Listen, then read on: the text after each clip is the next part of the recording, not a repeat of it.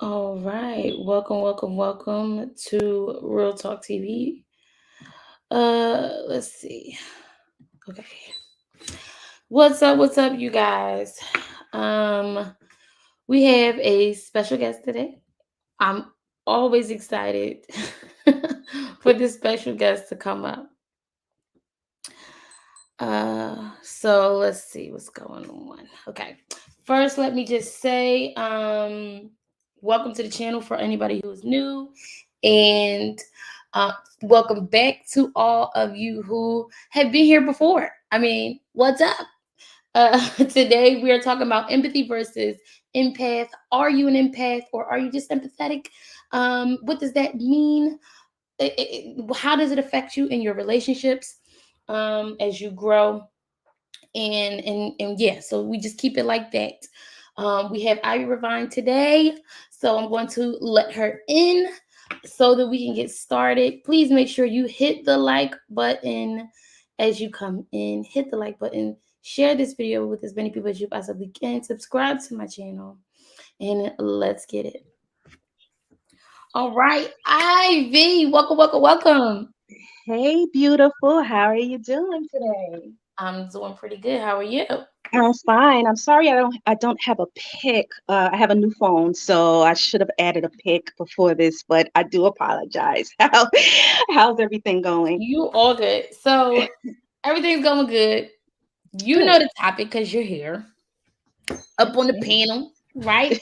Yes, ma'am. About to drop some knowledge. I appreciate you having me because when we discussed this topic, we were just building. And then we started to go into this topic, and thank you for wanting to expand on it and with your viewing audience. I do appreciate that. Thank you. And I appreciate you having me here to talk No about this. problem. So, so Ivy, the topic of empathy, right? So what I'm going to do is I'm just going to read the definition, I guess, if you will. I don't know. Can you tell us in your own words, after I read this definition, what an empath is? Okay, Sure, that's how we're gonna start this. sure. All right, y'all. So I'm pulling everything off of Google today, and it says dictionary.com. Thank you. Shout out to you. The ability, empathy, or empathy is the ability to understand and share the feelings of another. Um, when you have, I guess so. So I guess we can start it off by really saying, is empathy and empath, are they the same thing? They are not. They're not the same thing. An empathy is Hey, pretty more much. beer. Hi, Morbier. Um, Empathy is, like you said, the Google search of that is, like you said, the ability to understand and share another person's feelings, right? So you can, that's part of opening up your heart and saying, wow, I really do understand how this person is feeling. I really do understand what they're going through. Sometimes we can we conjure up memories from maybe our past where maybe the circumstance of another person's pain was not exact, but we understand the feeling that they had in that where they are, and so we place ourselves in those people's shoes, and we just have an empathetic reaction to it, whether it's emotional, whether it's physical, whether your heart soars, or you have all of these feelings that is conjured up through what they're expressing, and then you attach a memory to it, to that of your own. And because you attach a memory of that to your own, or someone in your family who's been through that, you can have a very empathetic reaction to another person's pain. So that's being empathetic, Mhm. right? But an empath is what you would call the next level. It's more of a what you would call a intuitive development, right? Towards those feelings, which now they are very much more tangible for you, and you just don't have a reaction to it, but you have now, you can actually harnessed feelings, so that even when you're not hearing another person's pain and they're not actually expressing their story to you, you can have heightened senses when people are probably putting on a mask, and you can actually tell that they are in pain with them without them even telling you. So they can actually be smiling, but you can feel that they're going through something. So being an empath is having what you would call a heightened intuitive sense mechanism to understanding people's pain. So it's way more intuitive than it is just a feeling. Some people are learning to tap into their very empathetic feelings now, but they heighten those through their senses are way more heightened, and they can actually tell when people are not expressing their pain. They can pick up on those. IvyRevined, how do you know this? Who are you? For those who are coming in or who may catch this, because they are interested in the topic of empathy and empathic uh, tendencies, who want to have a clear understanding of why they are so attached to others and other people's feelings. Who are you? Well, I guess I'll just give tell you who I am. Then everybody who know that I come into your room, I give I like to just come as a viewer. I like to come as one of your viewing audience. I love what you do. You speak very intelligently. You talk about a vast amount of topics. But in terms of this topic, I guess you technically what I am is a master relationship coach. But how did I get there? Right, becoming a master relationship coach, I it just took me some time to understand that I had these very intuitive feelings myself based on my own pain and experience. So I started to do research for my own. And when I started to do research, I started to find that I had some clear empathic abilities myself. Me being an empath, and I would call a dream caster, is because I have dreams. And when I'm attached to somebody emotionally, I have very intuitive dreams about them. And I was wondering, why did that happen? I would find that I would get visited by my ancestors, people who have passed, long have passed, and they would come and visit me in my dreams. And some people would say, that's common, and it's really not. So when I started to do the research and found that I had what I would call intuitive development, and sometimes people get intuitive development through, like I always speak about, through childhood wounds, because through our childhood wounds, we develop a heightened senses. We develop heightened senses. And because we develop heightened senses, we're able now to harness the energy. And when we harness the energy, we're able to, and you really are passionate about harnessing that energy and projecting positive energy, you can then gravitate to more of a holistic consciousness. And gravitating into holistic consciousness, you can help others. So yes, my past is solely based on me understanding myself and investing in my own emotional intelligence and learning who I am. And then when people are able to do that, they can say, I'm not, and people are saying, empath is what you call a hot topic word. But what I'm finding is that people are not actually empaths. They just caring, loving people. And then they say, I'm an empath. But then to totally be an empath is to gravitate and harness your energy and be able to know that you're doing, actually consciously doing something with that energy. So the talk has to be had about what is the difference. So my past is just rooted in my childhood pain, and then me growing and learning how to harness the energy, and then literally learn how to project it and do something with the heightened holistic consciousness that I have. Wow. Thank you. Thank you. Thank you. um, so, okay, that was a mouthful. But one thing I did, well, a few things I did hear were intuitive. Yes. And I am I'm not going to say a master of words, but I'm a master of terminology. I like to learn the terms so that I can better understand what is happening, what is being said. Um, when you say intuitive, you said highly heightened sense of feeling, right? Yes. Is that a good thing or a bad thing? It can be both if you don't know what you're doing with it, right? Because um some people can have heightened emotions, right? But then they're very hyper vigilant because they don't understand that they're coming from an empathetic standpoint. So Mhm. people being hyper vigilant ultimately harness the energy, and they kind of use it for bad, because they're constantly trying to protect pretty much a softened emotion within themselves.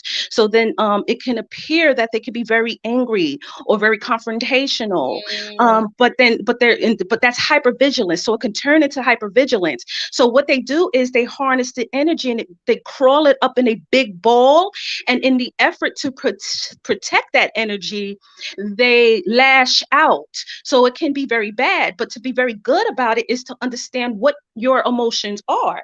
So then if you have all of this emotions in a ball within yourself, and these heightened senses within yourself, and you understand yourself well, you're able to kind of trickle it out and project it a lot better towards people who really need it in terms of love and caring and respect. So then you start to say, I'm going to take this energy, I'm going to hold it, and then I'm going to kind of divvy it out, right, as seen fit to people who need it and deserve it. And you do that through being having highly emotion being highly emotionally intelligent, so that when you meet people who deserve it, of that those caring feelings and that heightened sensitivity, you can say, oh, I want to hug this person, I want to give sound advice to this person, right? I want to be there for this person, I want to, I just you just start to, you give better when you're doing it the right way. Okay. Um, Empathetic and sympathetic. What are Yeah. the differences? We know that sympathy is understanding, right? Mhm. That you from a personal perspective. How Right. does that differ from empathetic? Well, I always used to say, and this is I used to say this saying all the time. I would rather somebody empathize for me than sympathize. And, Mm. and let me tell you why. Because some empathy, I guess, if I'm not mistaking, the Google definition of sympathy is pretty much having the feeling of pity for someone or sorrow for someone's misfortune, if I'm not mistaken. Right. It's Right? like it's understanding what their experiences experiencing and feeling their pain, even though you haven't um went through what they went through. Right. So Hmm.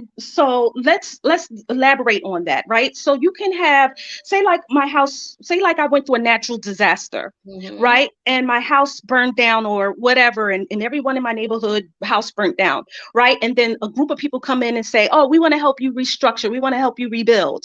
Right? But these could be people who are rich, who have never had a natural disaster in their life, right? Never understood poverty. They could come and they can do this as a sense of charity. But the question is, do they have an emotional attachment towards my pain? Do they understand? Have they actually went through this pain point that I'm going through right now? Right. And if that's the case, then they would be more empathetic for their charity. So I would much, because so they could be removed from it emotionally. That doesn't mean they don't understand it. They just could be removed from it emotionally.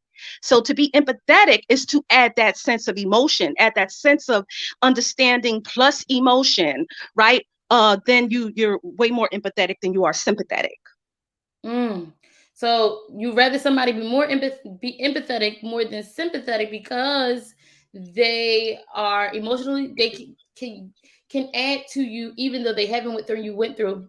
Right. Does that also say that maybe they aren't experiencing um as a extra set of traumas that would probably, I don't know, make make the situation worse? Because if they're sympathetic, then they are experiencing or have experienced what you went through, right? Right. So if they're sympathetic, they have not actually experienced what I went through. So very rich people can do acts of charity. So that's an act of sympathy, right? I feel pity for you. I feel sorrow.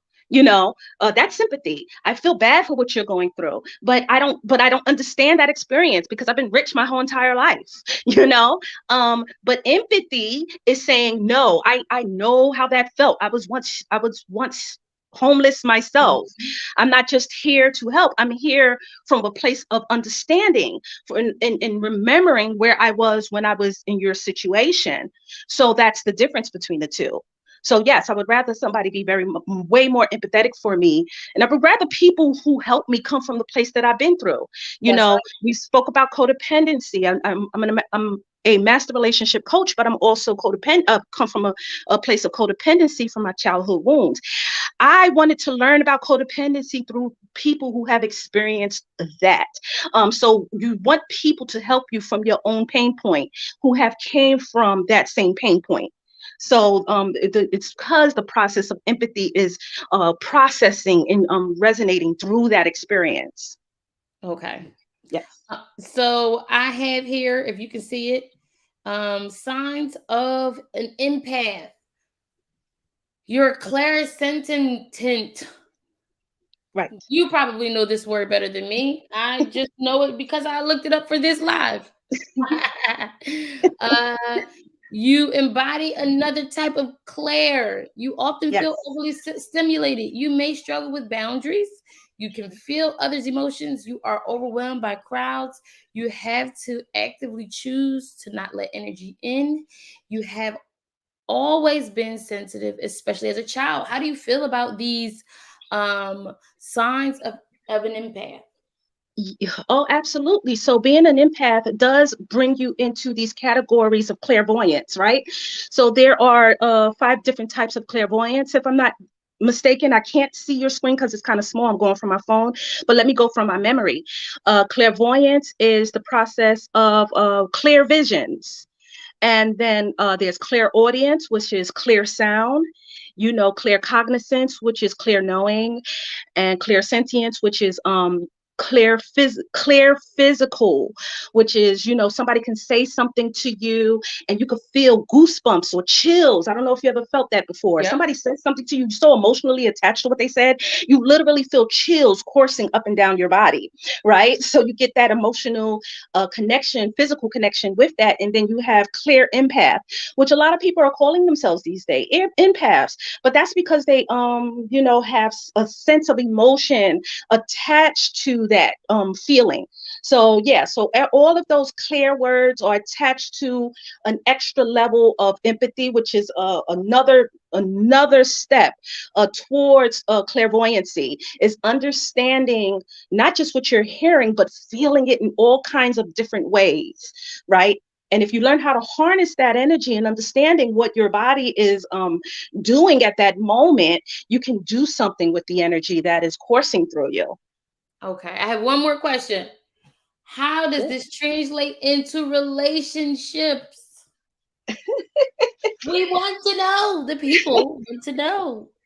How does Well, this affect uh, dating, building friendships, building romantic relationships, healing maybe wounds in existing relationships? it absolutely it's actually the best. It's actually the best thing to have for relationships. This is why I feel this way, is because when we get into relationships with someone, we're learning them, right?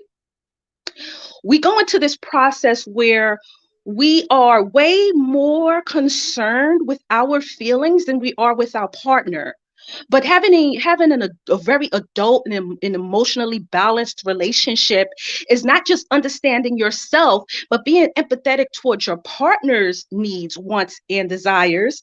And you could do that through energy. So when you feel your partner is having a bad day and they walk into the room and you're clairvoyant, you're able to do something with that energy, right? And your partner may walk in and you can see it resonating all over his face, and even though you asking him, is everything okay, and he's saying no, or yes, I'm fine. Being part of that clairvoyance is saying, no, I do understand that there's something more to what he's telling me.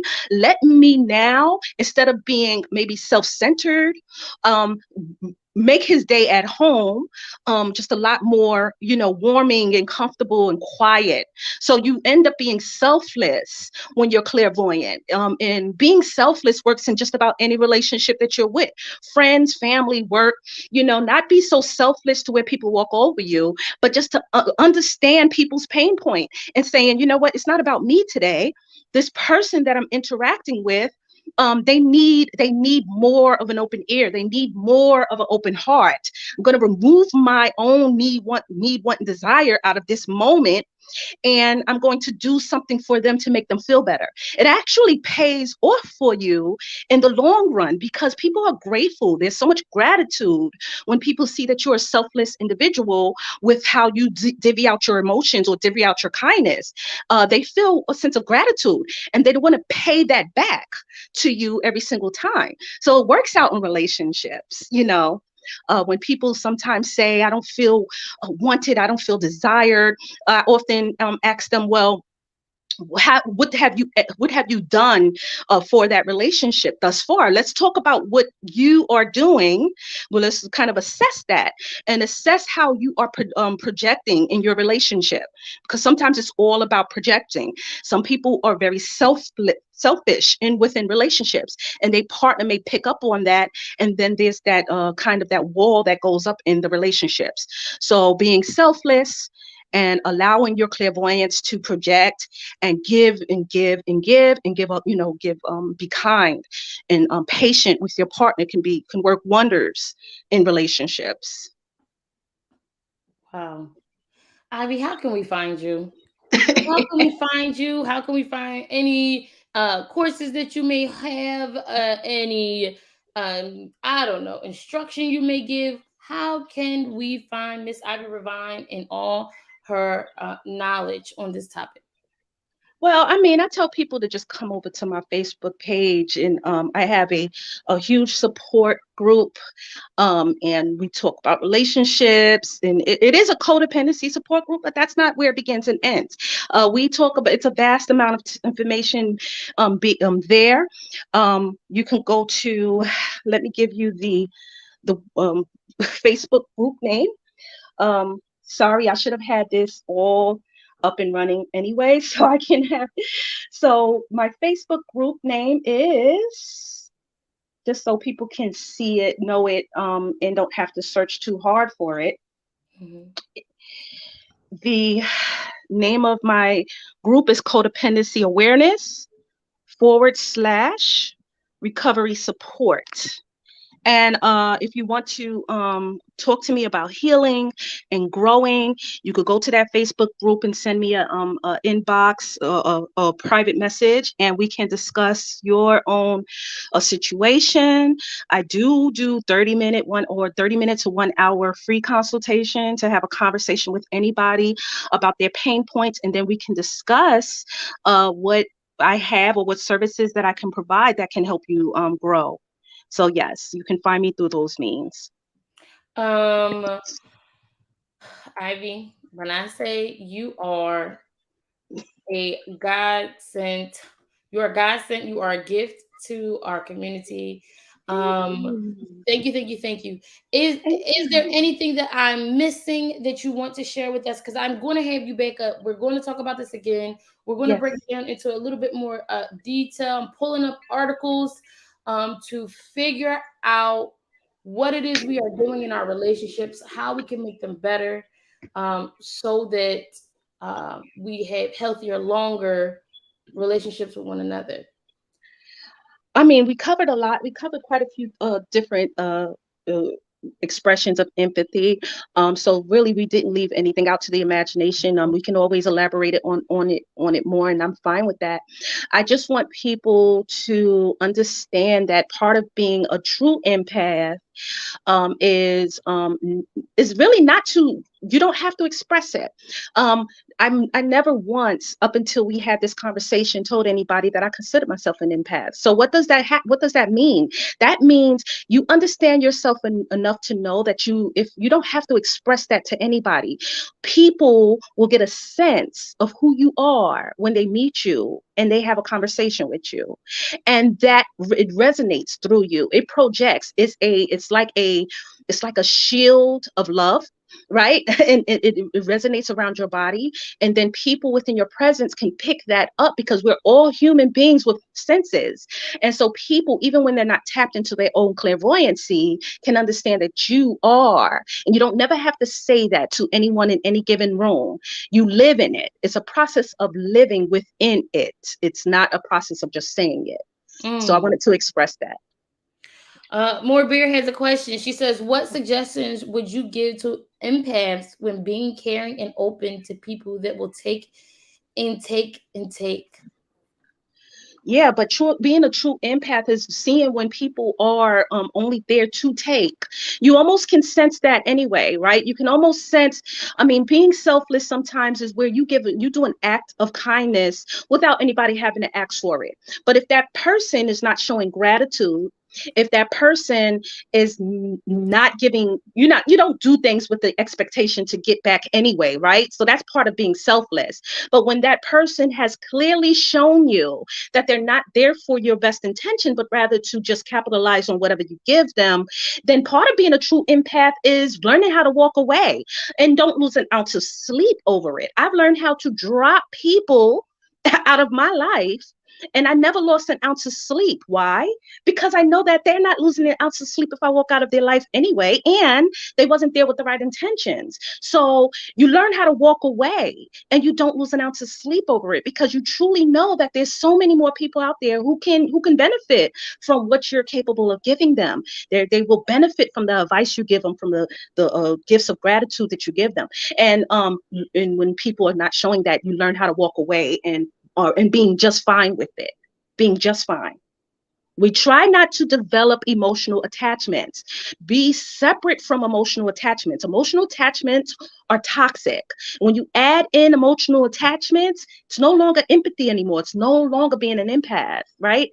It's something that you have to evaluate within your own life.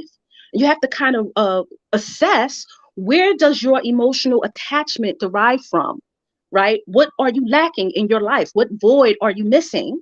So that you can do something with it. And then when you get back out into the world and start helping people again, you're not doing it from a level of emotional attachment. So Mhm. you're able to then uh, see who's there for you and who is not clearly. I like that. Um, I just dropped what I think to be your Facebook link, the link to your Facebook group. If you are interested in learning more about codependency, or the relationship development, please check out IvyRevined.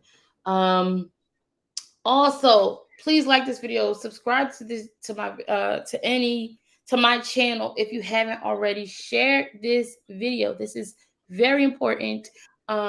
We are not pretending over here. We are not giving people information that we haven't already looked up ourselves, haven't already put in the work to know the knowledge. So please, I urge you to share this with those that may benefit from it. Um, yeah, so please check out. Um, you know what? I really want to ask this question. I'm going to ask it. Sure. Ivy, when are your courses coming out? Yeah, thank you for asking that. I got a course. I do. I have a course coming out in the end of next month, but it's about shadow work. Shadow work. We can go into that in depth another time. But Yes. it's about using what we would call our shadow, and our shadow pretty much is probably what we will call our critical thought process. Those voices, those negative thought process in the chatter that goes off in our head. We learn how to recognize it for what it is, and then we learn how to harness and not project, but rather remove that from our higher consciousness to do something better for ourselves, right? So understanding when the shadow is living within us, and to actually be able to kind of detach ourselves from that dark shadow. It always lives within us. We can't remove it, but to do something with that, and then so that our higher consciousness can seep through and then do better for ourselves. A lot of people are living within their darkness. A lot of people are living within their dark shadow, and they are attaching to it. And that's what's being projected when we talk, when we hear negative people or really horribly vile people who say horrible things. They're attached to their darkness. They're attached to their dark shadow. So I'm having a course for that, and I'm actually having an intuitive coach course coming out very soon as well, the following month. Yeah, go Yes. girl. All right, y'all heard it. So when we have our singles events online, when we do our mock dating events, I want you to be prepared ahead of time. Okay, Oh, I'm yeah. trying to get y'all ready. So look. Thank you so much for all the questions. More beer. Thanks, Uh, more beer. yes, for participating. We love you here. IvyRevined. Thank you, thank you, thank you. Anytime. Yes, I'm trying to say. Oh, I had for anybody who is wondering, I am, I will be having another live later this week, so stay tuned for that. Hopefully, I can get some people who have experience with homeownership, and you can come and share your experience with homeownership to motivate uh, the viewers of this channel to start getting their lives together, including securing their living situation, because we know that rent is getting higher, skyrocketing at this point, and we need to figure out a way to secure ourselves. And we're gonna do it together. Hey, Maria. Hi. Um, oh, she said the same question. Okay, awesome. If you missed this live, please check the replay. It was very informative, very detailed, and there will be more. All right. With that being said, thank you again, Miss Thank Ivy. you. Thank you again for having me, sis. You know, I definitely enjoy your content and your channel, and I'm always here to support. I appreciate you having me again. Oh, no problem. All right, y'all. I'm out. Make sure y'all cop the book if you haven't already. 15 Steps to Find a Love, A Woman's Journey. And I will see you next time. Peace. Later.